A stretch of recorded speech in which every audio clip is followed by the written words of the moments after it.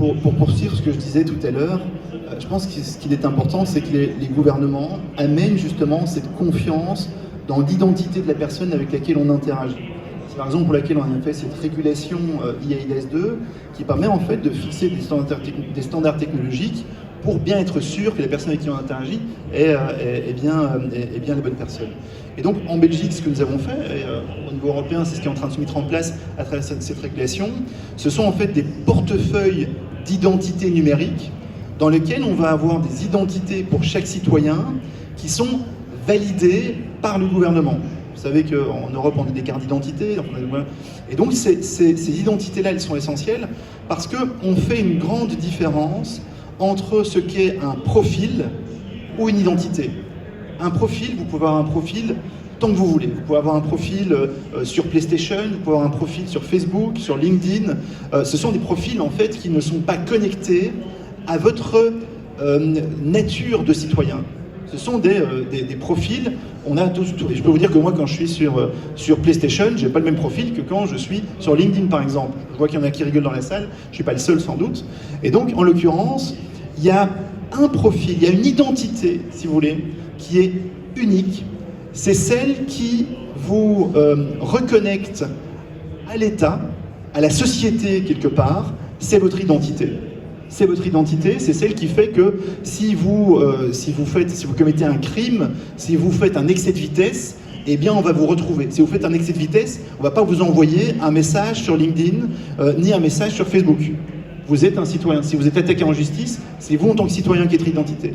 Et cette identité-là, c'est une identité qui est donnée par les pouvoirs publics.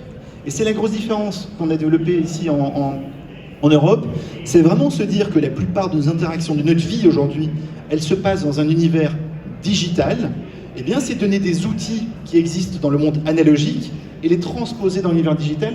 Et c'est ce que nous avons fait en fait avec la régulation eIDAS, qui fixe les standards technologiques pour reconnaître en fait la qualité d'une carte d'identité digitale qui a la valeur d'une vraie carte d'identité, mais dans le monde digital. C'est le projet qu'on a fait qui s'appelle MyGov.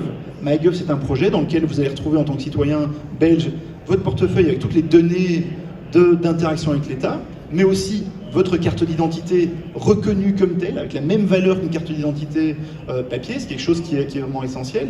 Et une fois qu'on a cet outil-là qui vous reconnaît en tant qu'individu, dans vos droits et vos responsabilités, eh bien ça devient en fait un outil, l'outil dont je vous parlais tout à l'heure, un outil pour valider ces interactions dans le monde réel, pour autant que ce soit nécessaire.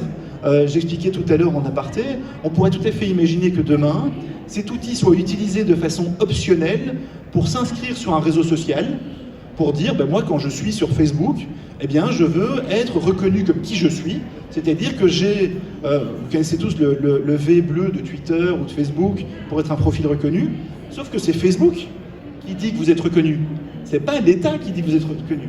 Et donc on pourrait imaginer utiliser ça pour toutes ces interactions. Et du coup, quand on parle ici, parce que le propos c'est toute la cybersécurité, eh bien si on sait qui est derrière, qui a signé une application, un algorithme d'intelligence artificielle, un email ou quoi que ce soit, eh bien on ramène cette sécurité finalement de l'individu qui est facile à utiliser pour les gens normaux qui n'ont pas l'expertise que vous avez ici. Et donc c'est ce que nous avons développé en Belgique. Pour moi, la confiance, c'est la base de l'innovation. Mais la confiance, elle doit s'appuyer sur, je pense, la responsabilité des individus, savoir avec qui on parle, savoir que si on a un problème avec quelqu'un, eh ben, il sera responsable, quelque chose qui est assez essentiel selon moi. Je vous avoue que moi, quelque chose je ne lutte pas contre ça, mais je pense qu'il faut résoudre ça. C'est que l'Internet, l'univers digital, il a été fondé par Tim Berners-Lee, on le connaît tous, mais fondé sur l'idée que c'était l'accès aux connaissances de façon anonyme. C'est de l'anonymat qui est le socle d'Internet. Mais cet anonymat, dans la vie de tous les jours, depuis la nuit des temps, il n'amène pas des choses positives. Si vous sortez ici, que vous allez rue Sainte-Catherine ou autre, et que vous voyez des gens avec une cagoule sur la tête, vous allez avoir moins confiance que si vous savez avec qui vous interagissez. Et donc les gouvernements, et j'entends très souvent qu'on me dit « Ouais, mais si tu fais ça, c'est pour contrôler les gens. » Ben arrêtez, on vous contrôle déjà. Oui. Donc si on fait ça, c'est pas pour vous contrôler, vraiment pas, enfin par les impôts, hein, ça je voulais dire. C'est pas pour vous contrôler. Si on fait ça, c'est justement parce qu'on considère que si on amène plus de simplification dans votre vie, eh bien, on va amener tout simplement des opportunités d'amélioration pour chacune et chacun, en matière de santé, en matière de mobilité, en matière de lutte contre les dérèglements climatiques. La technologie, c'est une réponse. Mais si les gens n'ont pas confiance, on répondra à rien du tout et on va au contraire partir dans les ennuis.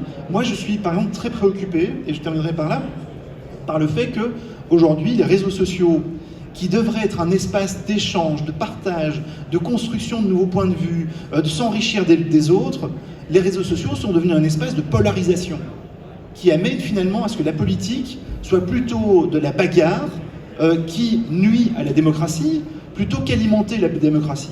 On devrait pouvoir utiliser la technologie pour améliorer les démocraties, pour pouvoir avoir beaucoup plus souvent l'avis des gens, pour leur poser des questions sur des grands projets, des grandes réformes, ce genre de choses. On ne le fait pas. Aujourd'hui, les réseaux sociaux, finalement, ils ont construit, alors je ne vais pas faire de la politique à deux balles ici, je suis tenté, mais je ne veux pas le faire, mais ils construisent des profils qui aujourd'hui sont des profils qui, à mon avis, ne vont pas dans le sens d'une démocratie plus vivante. Merci beaucoup.